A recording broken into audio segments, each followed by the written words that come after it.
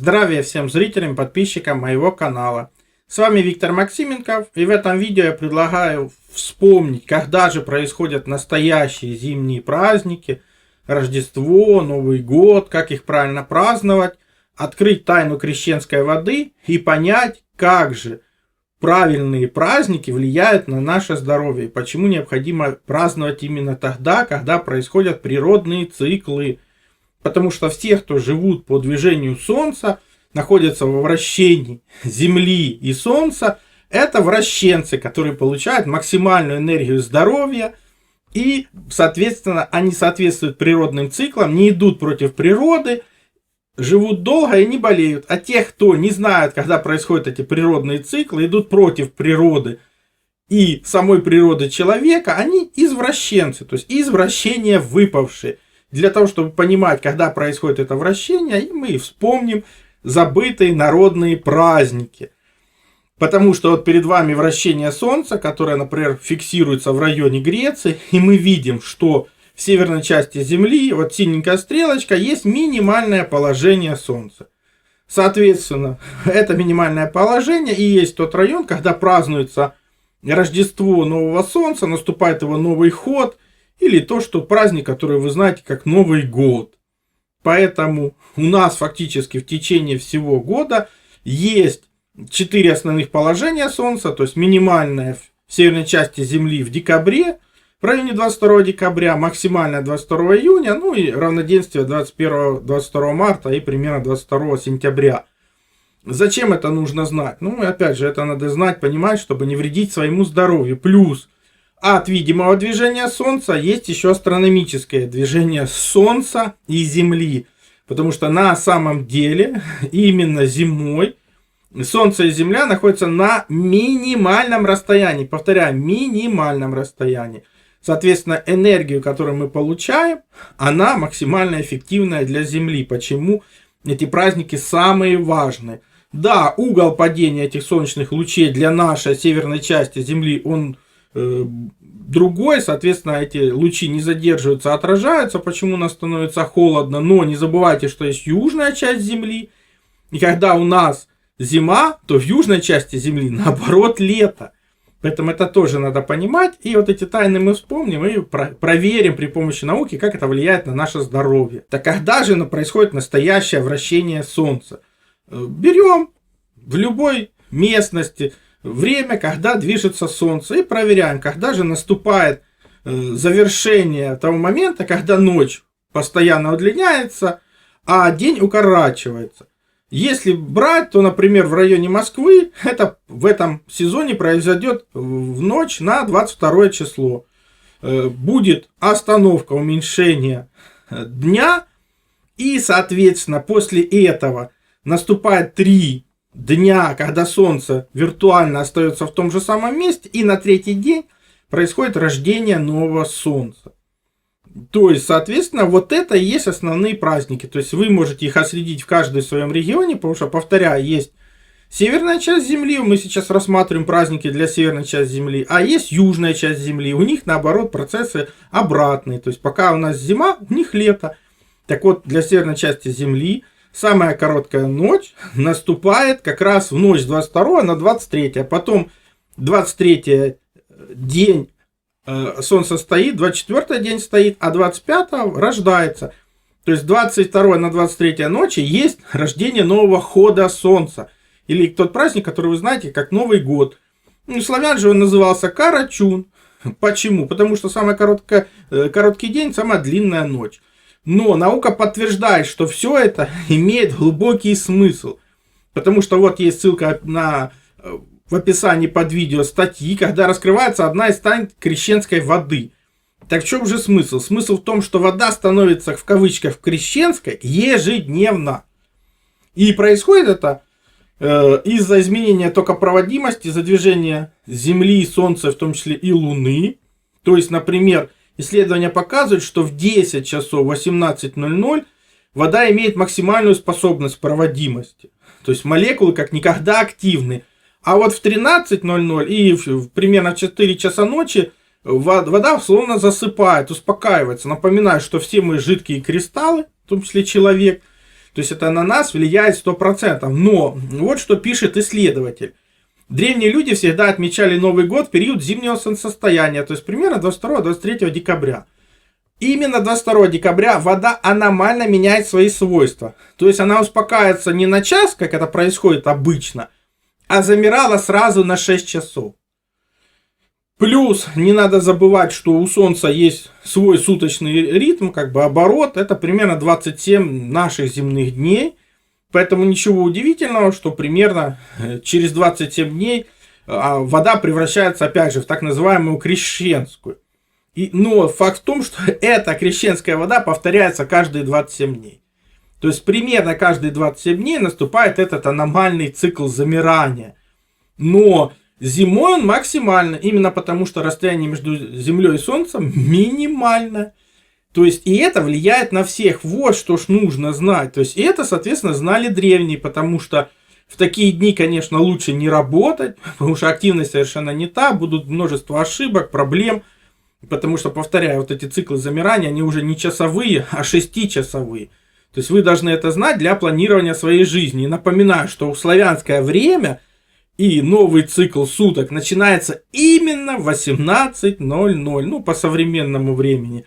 Почему? Теперь вы знаете почему. Это связано, опять же, с оборотом воды, с ее способностью как бы менять свои свойства из-за движения Луны, Солнца и Земли. Соответственно, славяне всегда праздновали Карачун, день зимнего солнцестояния, именно в самую длинную ночь, начиная с 18:00, перед днем зимнего солнцестояния, было принято не спать. Люди верили, что силы тьма и света сражаются между собой, поэтому они помогали светлым силам, призывали рождение солнца, пели песни, водили хороводы, зажигали солнечные колесовидные символы. Ну, это праздновали фактически все народы. Те же германские народы в этот день праздновали Йоль. Это искажение от славянского ноль, то есть начало отсчета нового цикла. Ну, соответственно, они превращались в животных посредством потребления наркотиков. Имейте в виду. То есть, соответственно, после 22 числа, самой короткого дня и самой длинной ночи, символично на третий день солнце возрождается.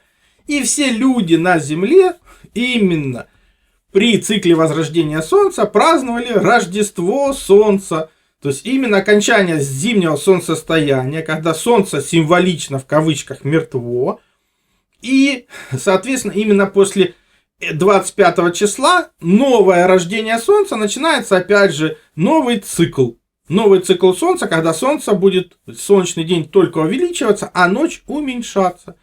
Соответственно, почему во многих религиях вы видите эти символы, которые напрямую относятся к Солнцу. Вот и весь секрет.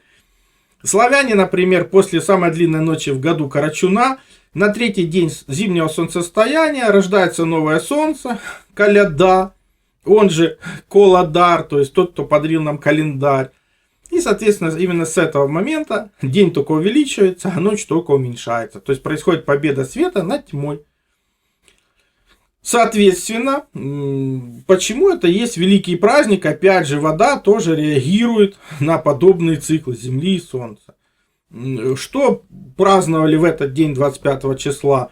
То дети ходили с колядками, собирались под окнами богатых крестьян, величали хозяина в песнях, твердили имя коляды, ну, просили угощения или денег. Происходили святочные игрища, гадания. Все эти обряды, в принципе, сохранились и по наш день. Колядники любили рядиться в одежды зверей, чертей, с музыкой, торбами, собирали угощения, ходили по улицам, поют колядки. То есть коляда – веселое, желанное божество.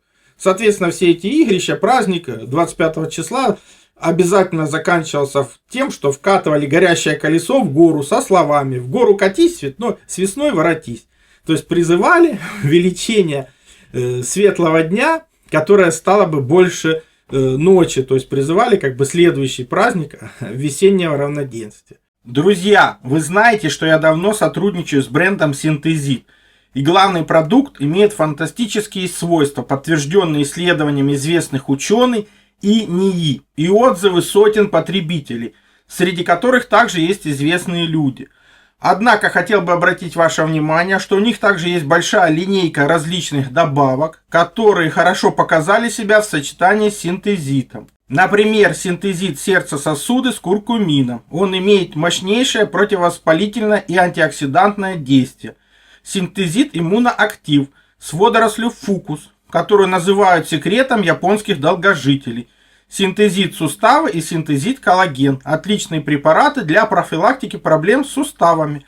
Все эти продукты можно купить на сайте Синтезит или на маркетплейсах.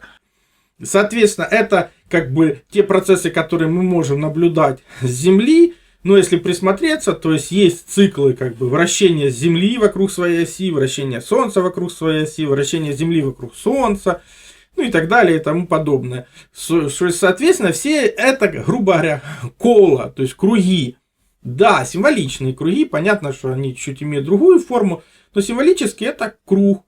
Соответственно, кола-дар, отсюда коляда, это и есть тот, кто подарил нам календарь, то есть славянский. Коляды дар правильно называется.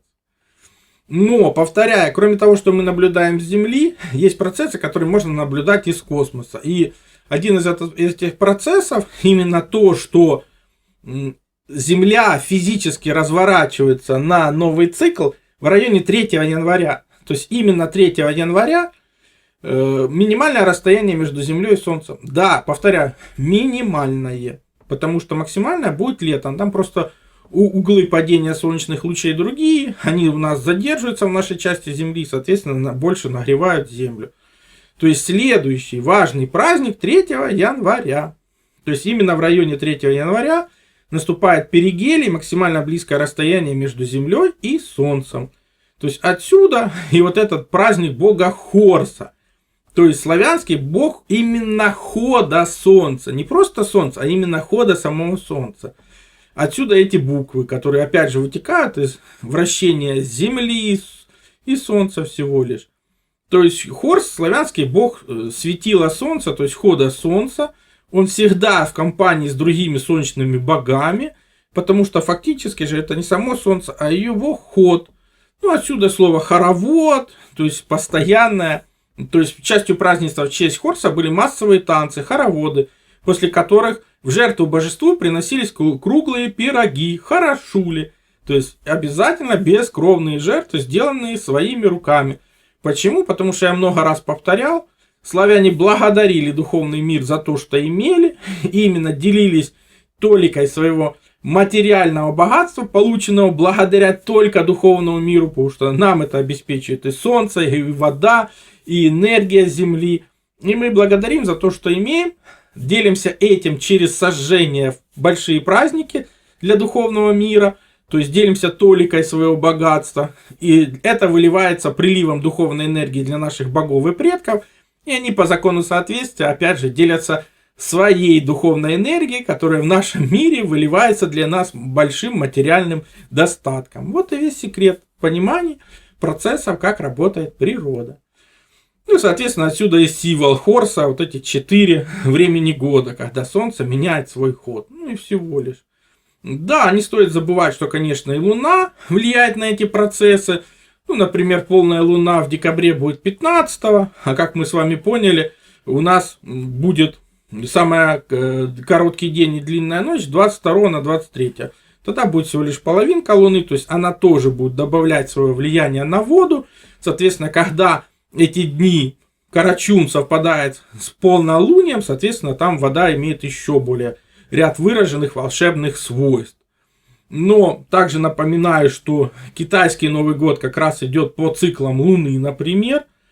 И он в этом году наступает 29 января, потому что начинается новый цикл роста Луны. Соответственно, это каждый год происходит, понятно, что по-разному. Но как раз китайский Новый год часто официально называют лунным Новым годом, поскольку он является производным именно элементом солнечно-лунного китайского календаря.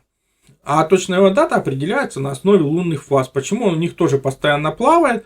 Ну, повторяю, когда великие праздники, тот же, например, 3 января совпадает либо с минимальной луной, либо с максимальной, то есть происходит, соответственно, изменение тоже максимальное свойств воды. И опять же, тот же водохрест — это как бы завершение цикла Солнца. То есть это надо понимать, чтобы и можно проверить как бы и в домашних условиях, что вода становится крещенской в кавычках постоянно в течение круглого сезона именно из-за вращения Солнца, Земли, но есть свои факторы, которые ее усиливают или наоборот нивелируют. Вот и весь секрет. То есть, когда вы это знаете, вы можете быть во вращении всех этих энергий, получать максимальные энергии природы и не идти против природы, потому что природа намного больше, и она, соответственно, все равно вас разрушит, если вы не знаете циклы природы. Помните, повторение мать учения, новая информация никогда с первого раза не усваивается. Смотрите видео столько раз, сколько нужно. Напишите свой комментарий, поделитесь им в соцсетях, потому что все это поможет тому, чтобы информация продвигалась. А значит, здравомыслия в мире станет больше. Ссылки на использованные материалы, как всегда, в описании под видео. Нажмите кнопочку «Еще», все откроется. Ну и плюс заставки в конечные видео тоже. Смотрите, переходите, там много материала по этой теме. Также переходите на мой сайт, ссылка есть в первом закрепленном комментарии под каждым видео. Там размещены мои статьи, в том числе и запрещенные на других платформах. Плюс там же существует и магазин. Магазин существует для тех, кто хочет и может поддержать мою деятельность, для того, чтобы я ее и продолжал. Я же смогу вам содействовать в том, чтобы вы узнали свое предназначение по дате рождения, либо освоили силу живой воды, проводили измерения, которые помогут понимать, что вы едите, что пьете. Плюс получили лучшие натуральные витамины, именно Иван-чай. Плюс, опять же, сила живой воды — это водород и озон. Именно эти две структуры воды помогают нам сохранить здоровье и вылечиться от любых болезней, потому что они универсальны, подходят как одному человеку, так и всем членам семьи. И один раз купленные не требуют других расходников. Плюс, например, детектор электромагнитного излучения. Мы все живем в городах, а там огромное количество электромагнитных полей, и имея эти простые измерительные приборы, вы сможете не попадать под их влияние, а значит будете меньше болеть и дольше просто проживете без лекарств.